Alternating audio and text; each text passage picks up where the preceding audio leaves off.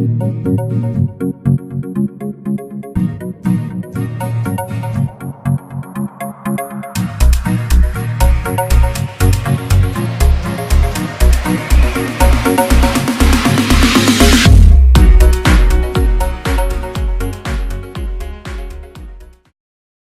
les voy a contar un poquito, seguramente ya conocen, pero repasamos rápidamente, cómo el Plan Nacer y el programa Sumar se propusieron fortalecer la estrategia de atención primaria en el marco de un conjunto de políticas como el Remediar, el programa de médicos comunitarios, y que desde el inicio se sumaban a muchas iniciativas provinciales que estaban en marcha en provincias como Santa Fe o Tucumán, como describió Pablo. Ahí está. Bien, los objetivos del Plan Nacer y del programa Sumar, bueno, el primero que uno podría destacar es que se propuso desde el inicio fortalecer las estrategias de financiamiento de los sistemas provinciales. El programa es un abordaje bastante completo, integral, pero principalmente es una estrategia de financiamiento. Lo que nos propusimos desde el inicio, cuando digo nos propusimos, bueno, todos los que trabajamos en el programa, acá está Pablo, está la doctora Ana Pereiro, que fue coordinadora desde el inicio, Ginés, que fue el que lideró el Plan Federal de Salud, del cual el Plan Nacer era parte. Todos trabajamos en tratar de mejorar el acceso a ciertos servicios, mejorar la calidad de esos servicios en general preventivos, es decir, un claro enfoque en la atención primaria de la salud. ¿Para quiénes? Para la población sin obra social, toda la población que tiene cobertura exclusiva del sector público. Y el tercero es, a través de una modalidad diferente, bastante innovadora de financiamiento por resultados, tratar de generar un desempeño institucional, tanto en la nación, en las provincias, como en los proveedores públicos, que sea superador y que permita mejorar los desempeños de cobertura de todas las provincias. Bien, comenzamos en el norte, en las provincias más pobres, comenzamos con la población materno-infantil, ustedes ven ahí que fue en el año 2004, Tucumán, Chaco fueron las primeras provincias. En aquel momento la población objetivo era de aproximadamente 700.000 personas, insisto, sin obra social. Poco a poco el programa se fue ampliando, tanto en términos territoriales, en el 2007 se extendió a todo el país. Estaba pensado que la provincia de Buenos Aires ingrese en una tercera fase. Los buenos resultados del norte nos dieron la confianza suficiente para acelerar esa expansión a la provincia de Buenos Aires y se incluyó en el año 2007. Al principio el programa cubría 80 servicios de promoción y de prevención de la salud. Era una canasta de servicios muy chiquitita que había jerarquizado esos servicios que estaban subutilizados y que, como todos sabemos, tienen alta incidencia en la salud de la población. En el año 2010 el programa da un salto importante porque incluye a la cobertura integral de las cardiopatías congénitas, tratando de contribuir más al descenso de la mortalidad infantil. Todos sabrán que las cardiopatías congénitas es la principal causa de muerte dura infantil. Este fue un trabajo que se realizó con varios programas del Ministerio, particularmente con la Dirección de Maternidad e Infancia. Y bueno, y a partir del 2012 se incluyó los niños hasta los 10 años, se incluyeron los adolescentes hasta 19 y la mujer en edad hasta los 64 años, y en el 2015 se cubrió a toda la población, incluyendo al hombre adulto hasta 64 años. Hoy la cobertura del programa es de aproximadamente 16 millones de personas. En el 2012, cuando se amplió, se incluyó los adolescentes y la mujer, tuvimos que encontrar un nuevo nombre, el Sumar, para poder interpelar y hablarle a esta nueva población. Y actualmente se cubren aproximadamente 700 servicios de prevención y promoción de la salud, más algunos que tienen otra complejidad, otro costo, como las cardiopatías congénitas o servicios intensivos neonatales. Actualmente también trabajan con el programa, tienen un convenio vigente, la totalidad de los centros de primer nivel de salud y hospitales. Bueno, les decía, es una estrategia de financiamiento. ¿En qué innovó el programa, el Plan Nacer y el programa Sumar? Primero hacemos una distinción en las dos relaciones que se pueden generar en un país federal como el argentino. La relación nación-provincia, en este caso la nación eligió una modalidad de pago capitado que se ajusta por desempeño. El 60% de esa transferencia es una capita pura, que es por población sin obra social que esté empadronada. Como decía Pablo, el programa estimuló, incentivó, apoyó a las provincias a que avancen en la identificación nominal de las personas, y el 40% es en base a desempeños que se miden por un conjunto de indicadores. En el año 2015 nosotros concluimos con 15 indicadores de desempeño que se miden cuatrimestralmente. Y en este caso también el reporte que hacen las provincias es un reporte nominal. Este recurso llega a las provincias y las provincias solamente lo pueden utilizar para transferirlo a los centros de salud de primer nivel o a los hospitales en base al reporte de producción de servicios que están dentro de un plan de servicios que es el que les mencioné. El recurso llega al centro de salud o a los hospitales y la regla del programa es que quien es el dueño del recurso son los centros y que tiene cierta autonomía para poder asignar ese recurso. Quiero aclarar dos cuestiones importantes. Primero, que la cápita, tres cuestiones. La cápita que transfiere la Nación a las provincias es para cubrir ese plan de servicios explícito. No se cubre el costo total de estos servicios porque estos servicios ya se encuentran financiados parcialmente con limitaciones por las provincias o los municipios y complementan la modalidad preexistente de financiamiento del primer nivel o de los hospitales, presupuestaria o con el financiamiento de los insumos. ¿Por qué digo esto? Porque el financiamiento por resultados, como la mayoría de los mecanismos de financiamiento, tienen un rol complementario. Solo hasta el presente, donde nosotros trabajábamos con presupuestos, teníamos una única modalidad de financiamiento del sector público. La tendencia cada vez más afianzada es que se utilizan distintos mecanismos complementarios, de manera complementaria, para tener mayor capacidad de influir en el comportamiento y en el desempeño de la red de servicios de salud. No hay ningún mecanismo de pago que sea superior a otros, todos tienen sus ventajas y sus limitaciones y la inteligencia está en saber combinarlos para poder promover los cambios que nosotros queremos ver en el sistema de salud. Estos resultados están auditados por un auditor externo, cuya opinión es vinculante tanto para la Nación, para las provincias como para los establecimientos, y en el caso de encontrar algunas inconsistencias también se aplican penalidades económicas para desincentivar algunos comportamientos oportunistas o para asegurar que la información sea confiable. Bien, entonces, repasando, son 4 las condiciones que establecen las transferencias capitadas de la Nación. La primera es por inscripción. Cuando una provincia tiene más población sin obra social, tiene más posibilidades de obtener la cápita del 60%. Entonces ahí estamos mirando un poco la necesidad, ese es un componente más de equidad. El segundo requerimiento, que tiene que ver con los desempeños y los resultados, mira la eficacia de ese sistema en cuanto a la cobertura efectiva de un conjunto de servicios. El tercero es que la provincia no va a poder disponer abiertamente de los recursos en una primera instancia, está obligada a transferirlos, en este caso al primer nivel de atención. Ese es el uso específico y se hace en función de ciertos servicios que han sido brindados y reportados. Y el cuarto requerimiento es que estas transferencias fueron al inicio al 100%, pero a partir del año 2009 empezaron a cofinanciarse, tratando de que haya un alineamiento no solo en los objetivos, en los esfuerzos de mejorar la cobertura, sino también en los esfuerzos financieros. Y un poco también esto apunta a tratar de darle sostenibilidad a esta estrategia de apoyo de la Nación a las provincias. Bien, acá tenemos la matriz vigente hasta el 2015 de indicadores de desempeños que son cuatrimestrales. Está la captación temprana antes de la semana número 13, el seguimiento del niño sano, la identificación temprana de las cardiopatías congénitas, la prevención del cáncer cervicuterino, prevención del cáncer de mama. Insisto, son resultados que se miden cuatrimestralmente y se reportan de manera nominal. Este es el indicador de cuidado del niño sano menor a 10 años. Van a ver ahí que ustedes hay distintos desempeños provinciales. El promedio, estos son datos del primer cuatrimestre de 2017. El 57% es el promedio de buen seguimiento del niño sano. Hay provincias que se destacan, Tucumán es una de ellas. El esfuerzo que contaba Pablo de avanzar en la nominalización fue muy importante después para poder mostrar estos resultados frente al programa Sumar. Van a ver que hay una línea negra. Esa línea representa el umbral de retribución. A partir de ese porcentaje de cobertura, la Nación empieza a retribuir. Y la retribución, una vez que se consigue, no es homogénea, sino que es en función del nivel de cobertura. Mayor cobertura, mejor retribución. Estás por debajo del umbral, no tenés retribución.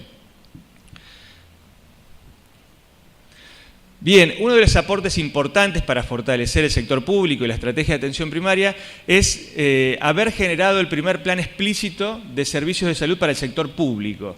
El plan de servicios es una herramienta muy importante, cada vez más utilizada por muchos países, para tratar de asociar los derechos a ciertos servicios específicos con ciertos atributos de calidad. Este plan de servicios que nosotros diseñamos tradujo las guías y protocolos de atención en ciertos atributos que son exigibles para poder recibir el financiamiento. También estableció un sistema de codificación que al principio era CIE 10, CIAP, y hoy se está convirtiendo a SNOMED, que es un sistema de codificación que está adoptando el Ministerio de Salud de la Nación. Y hay servicios tradicionales como ecografías, vacunas, prácticas de laboratorios, pero hay algunos servicios que son innovadores y que también vale la pena destacar porque tienen que ver con el propósito central del programa, que fue estimular al primer nivel para que sea un primer nivel proactivo, para que salga en la búsqueda de la población, para que no espere, para que pueda tener registrada a todas las personas en su radar. Y fíjense, el primero, búsqueda activa de personas que abandonaron controles. Es decir, esto se paga. Otro ejemplo, referencia del embarazo de alto riesgo a la maternidad, siguiendo la lógica de regionalización que describía Pablo. La notificación de un resultado de un Papa Nicolau, sobre todo de un resultado que puede ser negativo. Eso se retribuye justamente tratando de estimular esa proactividad y ese mejor nivel de coordinación entre los establecimientos. Algo que me gustaría destacar, que pocas veces es identificado, es que esta herramienta del plan de servicios fue una herramienta muy importante para el trabajo coordinado e integrado entre los programas. Cuando ampliamos la cobertura del Plan Nacer al sumar, que incluimos a los adolescentes, se trabajó en esa cohorte de 10 a 19 años entre maternidad e infancia, salud sexual, el programa de adolescencia y salud mental. Había pocas mesas de trabajo de esas características, donde todas las expectativas de un programa confluyeran en un único instrumento que era elaborado a nivel nacional, a nivel macro, pero que después terminaba impactando en la microgestión de cada establecimiento de salud de todas las provincias. Entonces, el programa, desde el financiamiento y con un instrumento como el plan de servicios, ha sido una herramienta integradora también de varios esfuerzos de programas. Bien. Entre el plan de servicios de salud y la modalidad de financiamiento por resultados vemos que se trata también de fortalecer la capacidad de compra estratégica de las provincias. El plan de servicios responde a qué comprar, qué financiar, qué es lo más relevante, qué puede cuidar mejor la salud de la población, y el financiamiento basado en resultados, cómo se compra, cuáles son los incentivos que se pueden crear para lograr estos desempeños, cómo se traducen esos servicios prioritarios en decisiones de asignación de fondos, cómo el financiamiento también ayuda a difundir las prioridades, a difundir los requerimientos de calidad y a obtener información como destacábamos antes. Ese esfuerzo permitió en todas las provincias obtener de manera sistemática datos súper relevantes como el estado de salud nutricional. Por ejemplo, en el caso del control del niño sano, las provincias tienen que reportar los controles que brindan, la oportunidad del control, pero también tienen que reportar el peso y la talla de cada uno de esos controles. Eso generó la base más completa que hoy tiene la Nación para poder crear un sistema de vigilancia nutricional y tratar de ayudar a las provincias, a los municipios, a tener abordajes especiales en situaciones críticas como esta. Benjamín, 20 meses, pertenece a la Unidad Sanitaria Prosperidad y está en una situación de desnutrición crónica. Victoria, 6 meses, Unidad Sanitaria Alicia Moró de Justo. Vale la pena destacar que todos estos datos, nosotros comenzamos en el 2005 con papel y lapicera. Las provincias comenzaron con papel y lapicera. Pablo decía, a partir de los 4 años empezamos a tener un sistema informático robusto, pero al principio era papel y lapicera, la BIC. Hoy, el 76% de los centros de atención primaria reporta online los servicios que va brindando. Entonces, hay un gran esfuerzo y hay un gran logro de las provincias y los municipios para poder crear este sistema. Esta información permitió hacer distintos estudios. Uno de ellos es este, que fue publicado en una revista especializada muy prestigiosa. Se tomaron 13 millones de controles de salud con peso, talla e índice de masa corporal que pertenecían a 1.400.000 niños pertenecientes a 6.500 centros en el periodo 2005-2013. Esto permitió confirmar una disminución de la prevalencia de la desnutrición crónica cercana al 45%. Lo que quiero decir con esto es cómo el financiamiento puede ayudar a generar bases administrativas que nos permitan hacer este tipo de vigilancia. Muchos países quizás están más adelantados que la Argentina en este tipo de encuestas, de análisis, pero tienen que recurrir a encuestas. México es un caso. México todavía, aún con el Seguro Popular, no ha podido construir un sistema de reporte nominal online de situación de estado de salud de las personas. También sirvió esta estrategia para mejorar ciertos resultados que tienen que ver con la red federal de cardiopatías congénitas. Se mejoró el diagnóstico de las cardiopatías congénitas un 70%, se disminuyó la edad promedio de diagnóstico de 30 a 6 meses desde el 2010 al 2017. Esto es muy importante y es una parte de la historia exitosa de las cardiopatías congénitas que pocas veces se aprecia. Siempre estamos pendientes de ver si se ha disminuido o no la lista de espera. Esto sucedió y es un gran logro, pero también parte de ese logro tiene que ver con el primer nivel y cómo se mejoraron las capacidades diagnósticas o la sospecha temprana para las cardiopatías congénitas. Hemos tratado de hacer una gestión dinámica de los resultados, avanzamos muy bien al inicio con la nominalización de la población, pero nos dimos cuenta en el 2012 que si bien el 100% de los niños estaban empadronados, había un 27% de los cuales las provincias no podían dar cuentas de que habían recibido al menos un servicio de salud en el último año. Ahí vimos una oportunidad desde la Nación para ir por un desafío mayor. Entonces, ese 60% que les mencioné que estaba asociado al empadronamiento, desde aquel momento se condicionó también a la recepción de al menos un servicio de salud en el último año. Entonces hoy la cápita que financia el SUMAR está 100% asociada a la utilización efectiva de servicios. Bueno, también empezamos con la captación temprana antes de la semana 20 y en el 2012 había niveles de cobertura bastante satisfactorios, cercanos al 65%, pero también la pauta de calidad era antes de la semana 13 y ahí vimos la oportunidad también para ser más exigentes y ven ustedes cómo se notó en el desempeño que reportaban las provincias. Hablando de atención primaria, es fundamental unir esfuerzos entre distintas políticas sociales, el tan mencionado enfoque intersectorial.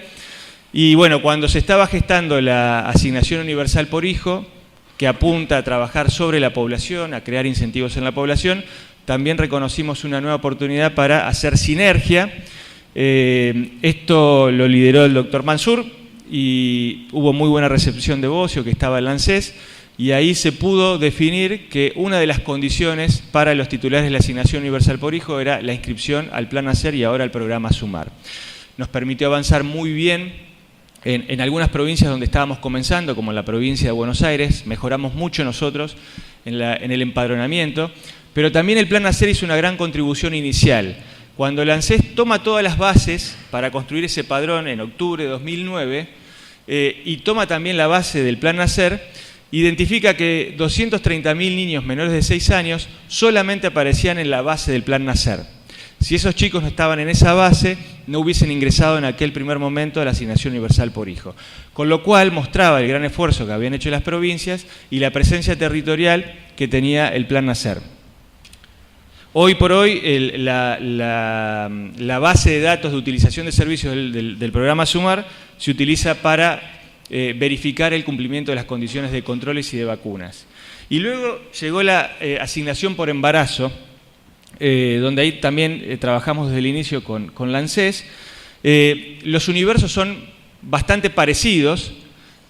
Sin embargo, al inicio, la asignación por embarazo tenía una cobertura muy inferior a las embarazadas inscriptas en el programa SUMAR. Eso tenía una explicación, que es que la asignación por embarazo se solicita, hay que hacer un trámite, la asignación universal por hijo se genera automáticamente. Entonces ahí acordamos con la ANSES, para nivelar esos universos, que la inscripción al programa SUMAR generaba el alta automática en la asignación por embarazo. Y fíjense cómo lo que ven en celeste abajo estos son datos de este año, aproximadamente 20.000 mujeres todos los meses que reciben la asignación por embarazo lo hacen sin hacer ningún trámite y con estar solo inscriptas en el programa SUMAR. Entonces, la intersectorialidad y la importancia que tiene el sector salud en este caso para mejorar la distribución del ingreso.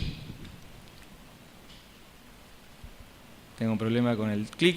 Bueno, hablamos de que los recursos llegan al centro de salud. Este para mí es el cambio más disruptivo que tuvo el programa.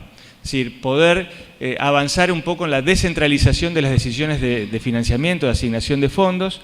Hubo muy buena recepción de parte de las provincias y fíjense cómo en este centro de salud, es un centro de salud de La Rioja, lo usaron para comprar equipamiento informático, equipamiento médico y para ampliar también infraestructura. También han sido muy creativos y han, en el caso de un centro de salud de Entre Ríos, contratado a un profesor de taekwondo con los recursos de Sumar para dar clases ahí y atraer a los niños y adolescentes y ahí vacunarlos y hacerles controles. En un hospital rural de Chubut se creó un gimnasio a donde la gente puede ir, la gente adulta puede ir para hacer gimnasia. Este es un caso reciente del Hospital de Las Breñas que cuenta con el primer quirófano del país con energía solar. Todo esto se hizo con recursos del Sumar. Sin dudas que permite adaptar las decisiones de asignación de fondos a las necesidades particulares que tienen los centros, que son muy diferentes. Ahí vemos un caso de Valle Fértil en San Juan, donde el centro de salud compró motos para poder llegar a zonas que eran de difícil acceso, y otro centro de salud que también destina un poquito del dinero a imprimir afiches para poner dentro del centro de salud y contarle a la población qué están haciendo con el dinero que reciben de parte del programa Sumar. Esto sin duda genera mucha pertenencia, mucha motivación, que es fundamental para tener una estrategia de atención primaria efectiva. Y esto impacta también en los niveles de motivación. Hicimos un estudio justamente con iSalud hace unos años en el norte y vemos que el índice de satisfacción era bastante alto. ¿Qué valoraban los equipos de salud?